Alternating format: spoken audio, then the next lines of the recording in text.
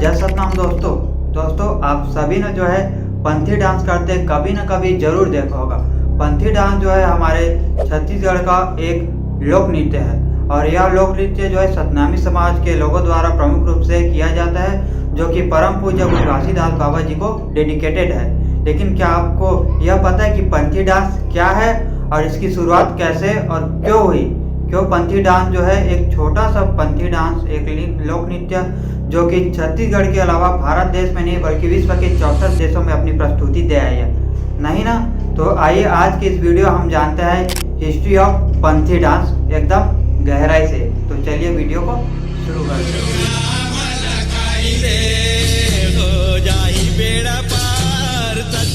तो आइए दोस्तों जानते हैं पंथी डांस की शुरुआत कैसे और क्यों हुआ। पंथी शब्द का मतलब यहाँ समझते हो तो पंथी का शाब्दिक अर्थ होता है राहगीर। पंथ शब्द से जो है पंथी का निर्माण हुआ है। सतनाम के मार्ग पर चलते हुए सतराही जो है सतनाम के सिद्धांतों का प्रचार करते हैं।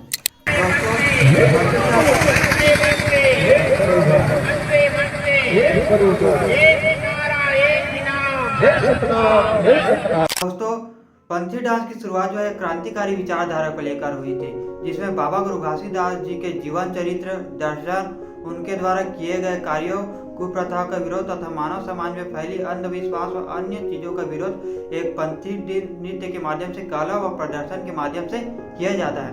दोस्तों हम सभी ने बचपन में एक कविता तो जरूर सुनी हुई, मछली जल की रानी है, जीवन उसका पानी है, हाथ लगाओ डर जाती है और बाहर निकालो मर जाती है। इस चीज को हम इतना आसानी से तभी समझ पाए क्योंकि यह गीत हमें जो है एक गीत के माध्यम से, एक लय के माध्यम से हमें बताया गया। हमें मैडम सरों ने इस प्रकार बताया कि मछली जल की रानी है, जीवन उसका पानी है। हमें मैडम सर लोगों ने कुछ इस प्रकार से बताया कि हमें बहुत ही आसानी से कविता के माध्यम से समझ आ गया। एक और उदाहरण से समझते हैं दोस्तों। कुछ दिन पहले जो है दिल्ली में पंजाबी सिंगर दिलजीत दोसांझ का एक कॉन्सर्ट हुआ। उस कॉन्सर्ट में जो है एक लेडी काफ़ी वायरल हुई, एक लड़की काफ़ी वायरल हुई, जिसमें वो जो है दिलजीत स्टेज पे गा रहे हैं और वो जो है अपने इमोशन को कंट्रोल नहीं कर पा रही है और रो रही है। ऐसा इसलिए क्योंकि म्यूजिक से, गानों से हमारा इमोशन जुड़ा होता है। हमें वह चीज़ें बहुत ही आसानी से समझ आ जाता है, हम उसको अपने आप में रिलेट कर पाते हैं।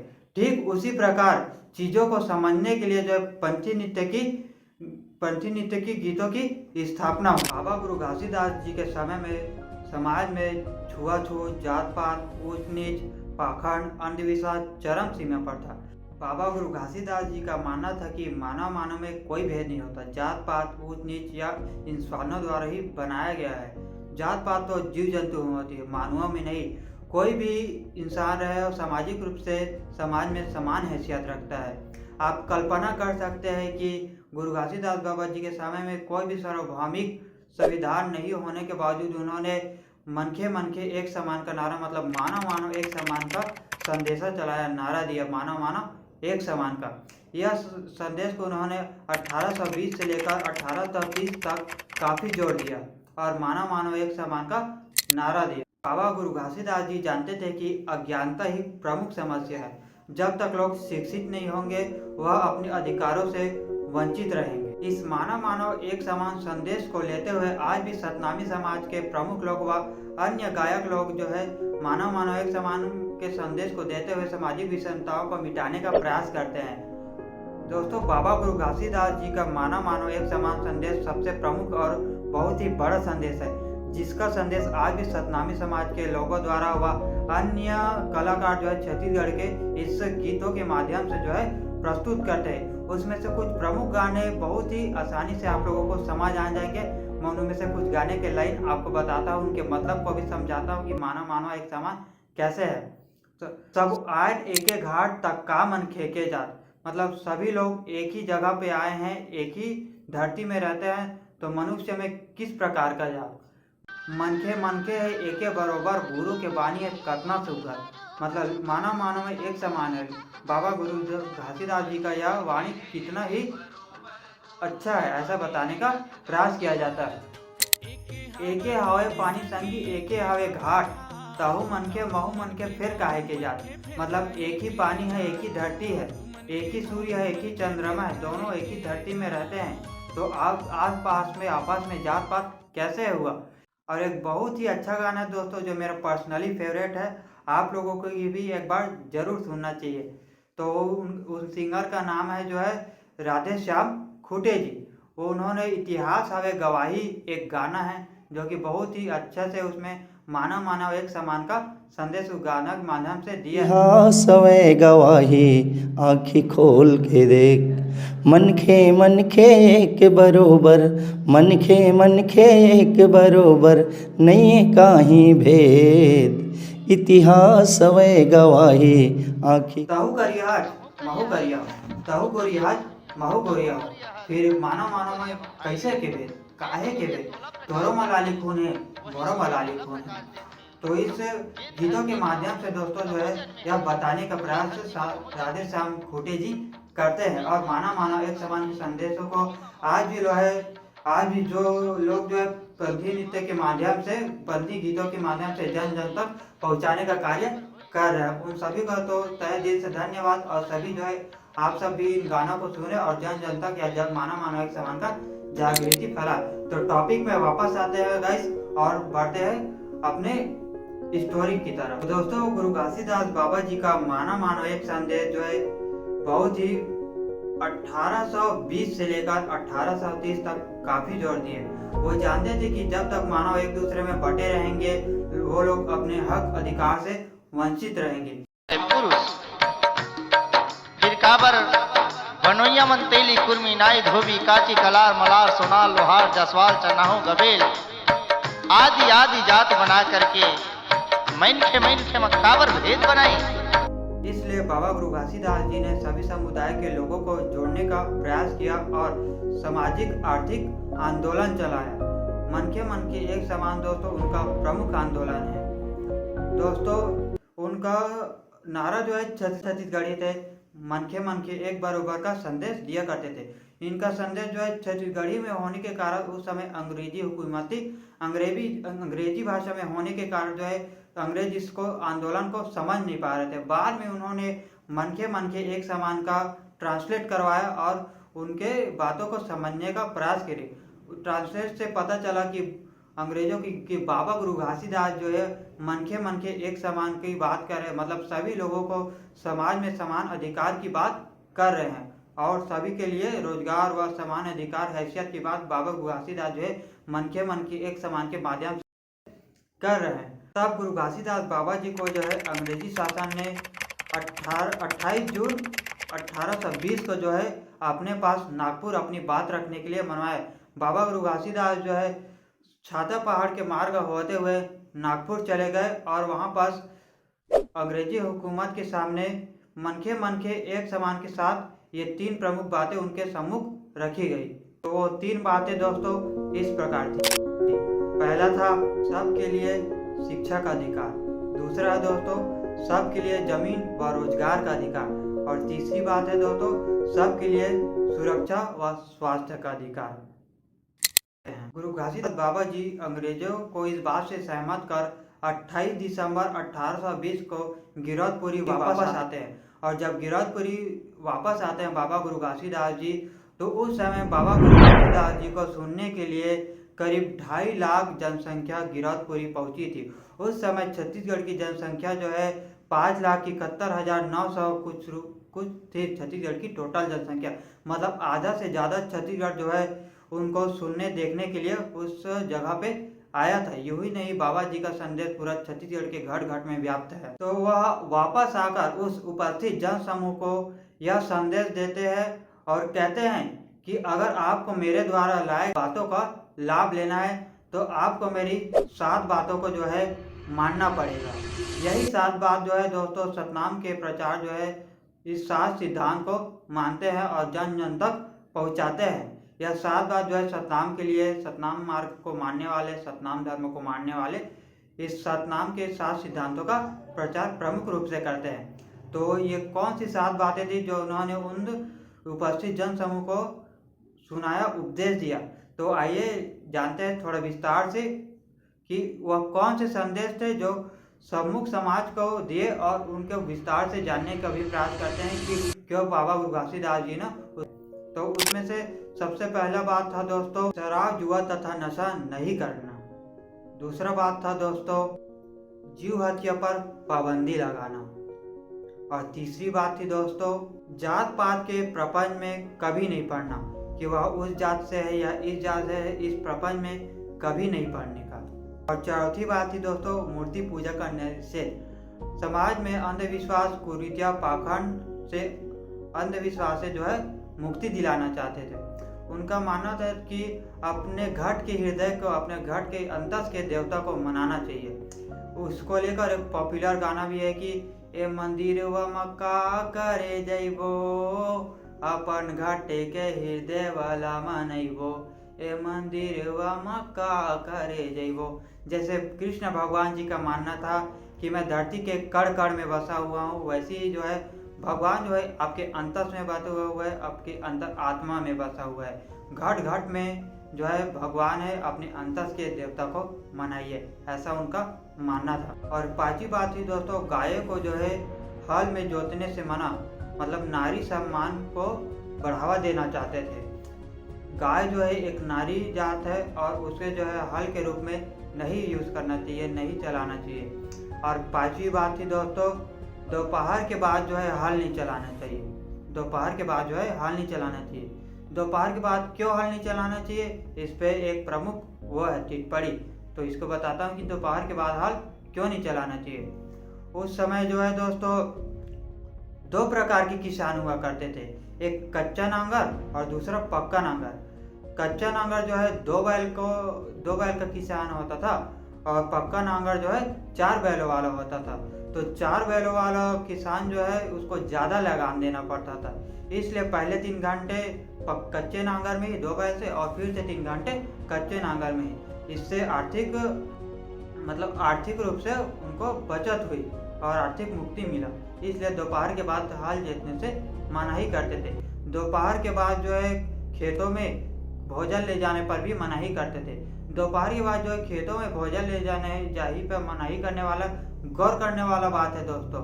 उस समय जो है महिलाओं के साथ रूढ़िवादी परंपरा वाले उच्च जाति के लोगों द्वारा वसूली की आम बात थी। लोग महिलाएं जो है दोपहर में भोजन ले जाते समय उनके साथ जो है बदसलूकी करते थे उच्च जाति व समाजवादी लोग, और वह हवस के शिकार हो जाती थी। इससे बचने के लिए गुरु घासीदास बाबा जी ने इस दोपहर के बाद खेतों में हल ले जाने के लिए मनाही की, क्योंकि दोपहर के बाद खेतों में खाना वाना ले जाने भोजन ले जाने का लगभग महिला ही किया करती थी। और सातवां सबसे अंतिम बात उन्होंने कहा कि सत्य को मानो, सत्य को आचरण में उतारो, मतलब सतनाम को मानो और सत्य को अपने आचरण में उतारो। सदा सत्य बोलो, सदा सच का साथ दो। यह सभी बात जो है दोस्तों पंथी गीत व नृत्य में निहित होता है। इन सभी संदेशों को आगे बढ़ाने जन जागृति फैलाने के लिए जो है पंथी नृत्य का निर्माण हुआ है, पंथी गीतों का निर्माण हुआ है। क्योंकि पंथी नृत्य के माध्यम से अशिक्षित लोग भी अनपढ़ लोग भी जो है इन संदेश व कलाओं के माध्यम से जो है इन सभी बातों को अच्छे से समझ पाते हैं। केवल बच्चे और जवान ही नहीं बल्कि बुजुर्ग भी इन संदेशों को गीतों व नृत्यों के माध्यम से अच्छे से समझ पाते हैं। इसीलिए पंथी नृत्य का निर्माण हुआ था इन्हीं 7 सिद्धांतों को लेकर। पंथी नृत्य दोस्तों 15 से 20 लोगों का एक दल होता है जो कि पंथी का धुन करते हुए नृत्य करते हुए इस जन जागृति को आगे फैलाने का कार्य करते हैं। गुरु घासीदास बाबा जी के समय में 20 से 35 वर्ष के युवाओं द्वारा पंथी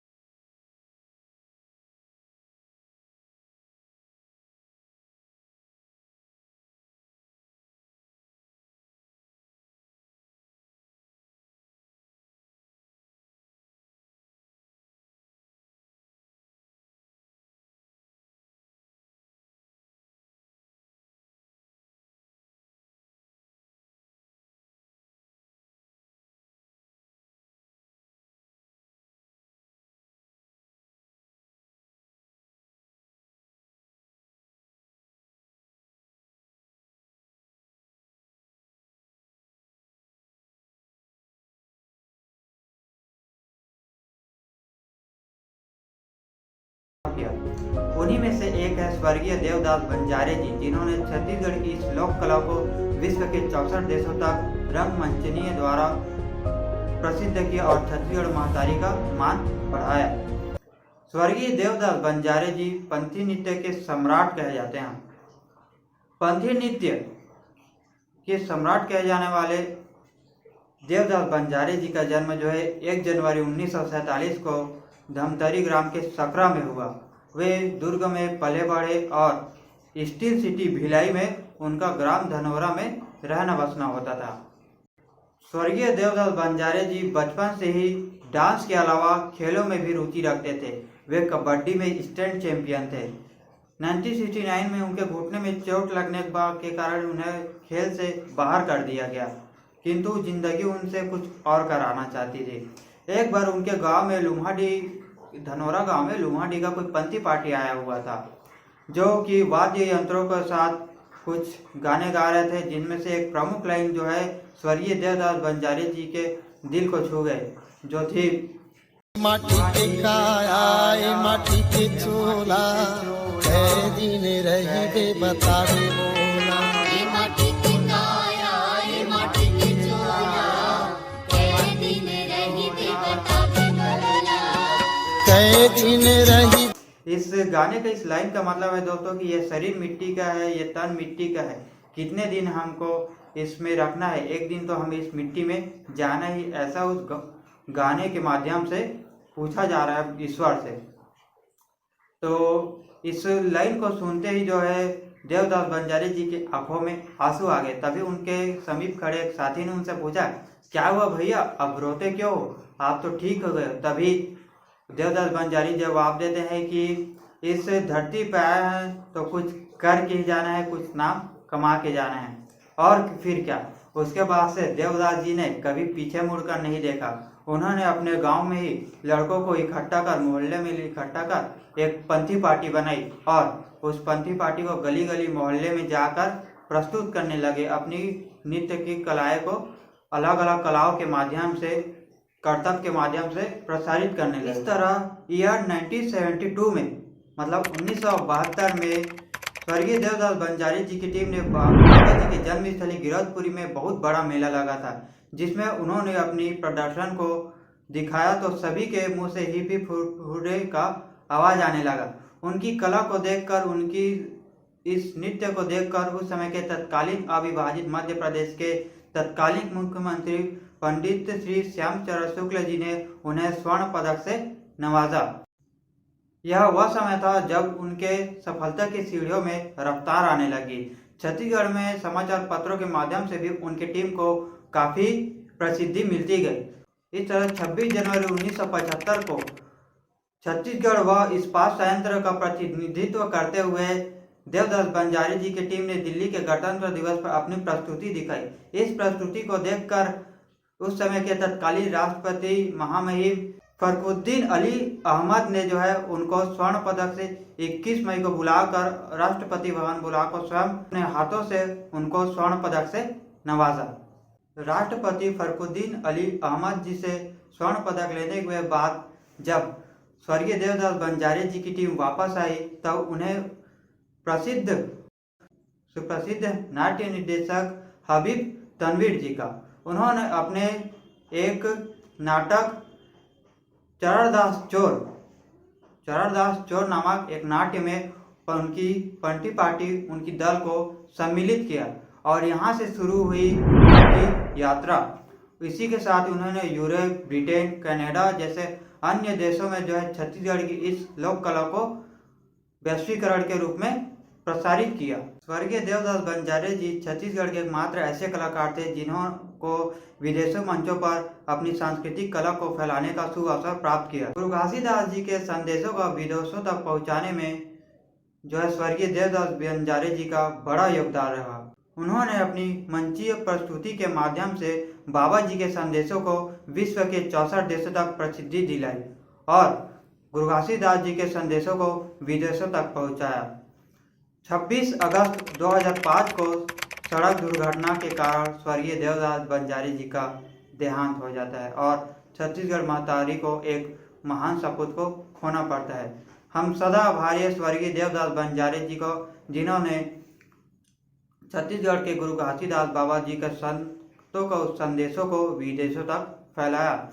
तो दोस्तों अब बात करते हैं कि पंथी डांस कैसे किया जाता है, कि पंथी डांस कैसे और किस प्रकार से किया जाता है। आइए आपको अब आगे बताते हैं।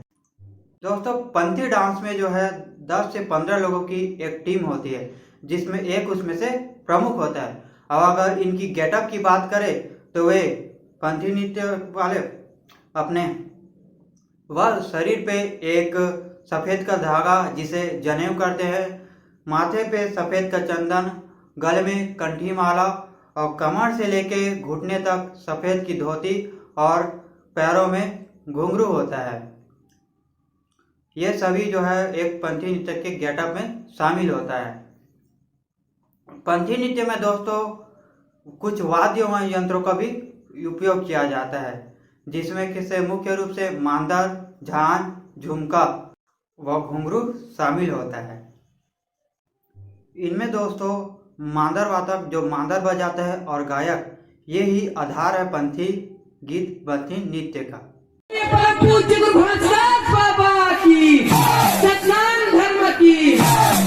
है ना, तो आगे बढ़ते हैं। इन सभी वाद्य यंत्रों का प्रयोग करते हुए पंथी नृत्यक जो है जिस जिस प्रकार से गाते जाते हैं उस प्रकार से ध्वनि इसमें से उत्पन्न करते जाते हैं और वह मैच होते जाता है। तो आइए जानते हैं इसको पंथी नृत्य कैसे करते हैं, उसकी शुरुआत कैसे होता है। दोस्तों पंथी नृत्य में मुख्य नर्तक होता है जो डांस की गीत की पहली कड़ी उठाता है और उसके साथ नाचना चालू करता है। इतिहास ग्रंथ मालिकाए बैरी राजा बाबाला मारे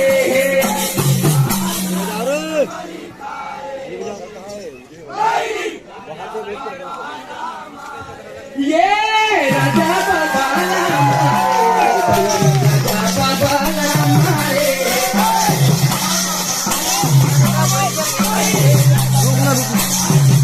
ये राजा बाबाला मारे बैरी राजा बाबाला मारे।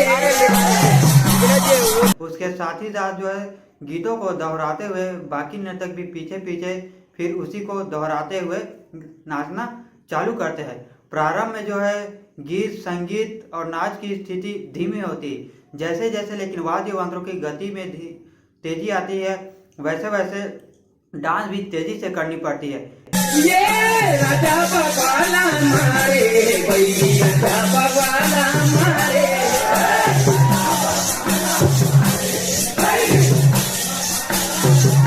ये राजा बाबाला मारे बैरी राजा बाबाला मारे। बीच बीच में जो है मानव मीनारों की विशेष प्रस्तुति हैरत अंगेज कारनामे किए जाते हैं, जो लोगों को अपनी ओर आकर्षित और हैरत अंगेज कर देते हैं।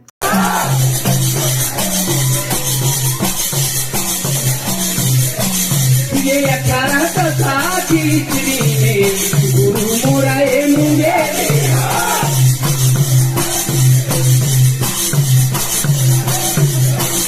ये 1860 ईस्वी में गुरु मोराए मुंगे